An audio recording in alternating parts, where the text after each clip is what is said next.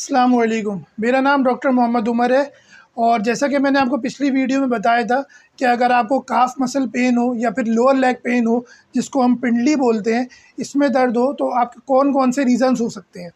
तो आज इस वीडियो में मैं आपको बताऊंगा कि अगर आपको पीछे लंबर स्पाइन से L4 L5 या L5 S1 से पिंच नर्व होने की वजह से काफ में पेन हो रहा है, तो आप कौन-कौन सी एक्सरसाइजेज़ खुद से कर सकते हैं। तो आइए चलते हैं अपनी पहली एक्सरसाइज की तरफ। अच्छा, ये पेशेंट हैं, ये हमारे पास 4 से 5 दिन से आ रहे हैं और इनको यही सिम्टम है कि इनको लोअर बैक से पिंच नर्व हो रहा है, जिसकी वजह से इनको पूरी लेग में पेन होता है और काफ में भी पेन होता है। तो हम पहली एक्सरसाइज ये करेंगे, पेशेंट सीधा लेटेगा और हम पेशेंट को बोलेंगे कि अपने पंजे को अपनी तरफ खींचें और फिर रिलैक्स कर दें।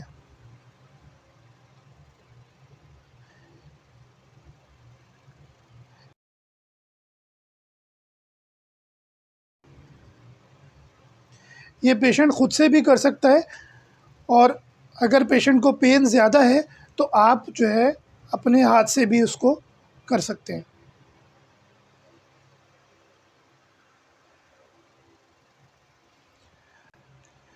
अच्छा, दूसरी एक्सरसाइज में हम जो है इस तरह का एक फ़ोम रोलर यूज़ करेंगे या फिर आप इसकी जगह टेनिस बॉल भी ले सकते हैं या फिर अगर कोई ऐसी हार्ड चीज़ हो, पानी की बोतल है, उसमें आप जो है 1 लीटर बोतल में पानी भर के उसको भी यूज़ कर सकते हैं।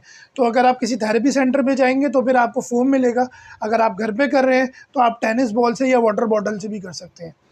तो एक लेग को आप जो है इस तरह फ़ोल्ड कर लेंगे और दूसरी काफ के नीचे इस तरह फ़ोम को प्लेस कर देंगे। काफ को इस तरह रोल ऑन करेंगे।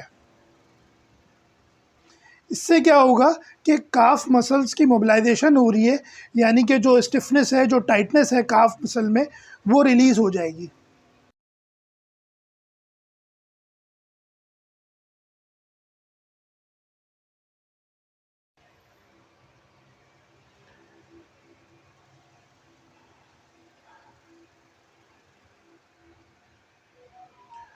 अब ये रोल ऑन जो है हम पेशेंट की नीड पे करते हैं कि पेशेंट कितना जो है पेन में है और कितना उसको बेरेबल है, तो उस हिसाब से हम 5 टाइम्स, और अगर पेशेंट को पेन कम है तो हम 10 टाइम्स टू 15 टाइम्स भी लेके जा सकते हैं। अच्छा, तीसरी एक्सरसाइज में हम इस तरह थेराबैंड का यूज़ करेंगे।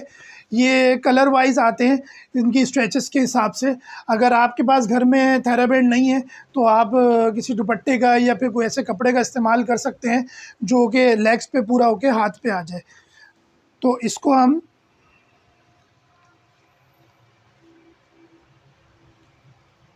फुट पे इस तरह रोकेंगे और पेशेंट को बोलेंगे कि इसको ग्रैब कर ले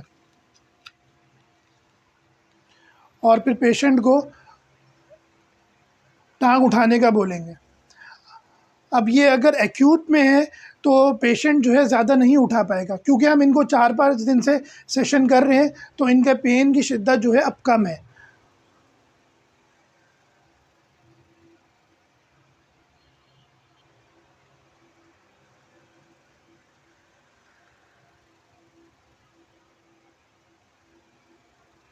अब ये इनिशियल स्टेज में करेंगे तो स्टार्ट 5 टाइम से करेंगे। जब जैसे-जैसे पेशेंट का पेन जो है कम होता जाएगा तो हम इसको फिर 8 टाइम्स टू 10 टाइम्स पे ले जाएँगे।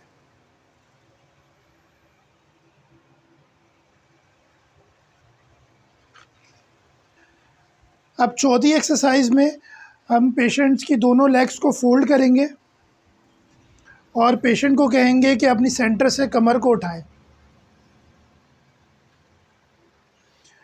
5 सेकंड्स होल्ड करेंगे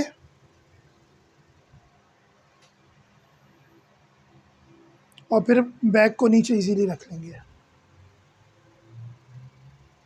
दोबारा उठाएँगे,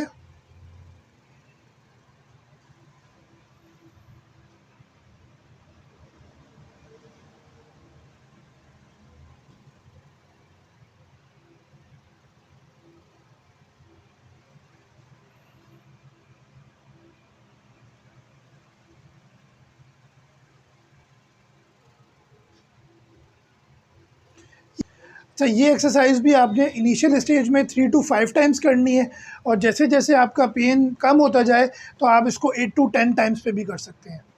अच्छा, 5वीं एक्सरसाइज में पेशेंट को कहेंगे कि अपना एंकल दूसरे नी पर रख लें और दूसरे नी के नीचे से हाथ को पकड़ लें और फिर अपनी तरफ इसको स्ट्रेच करेंगे।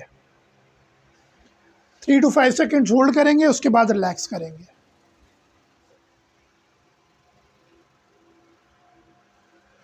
3 to 5 सेकेंड होल्ड करेंगे, फिर रिलैक्स करेंगे।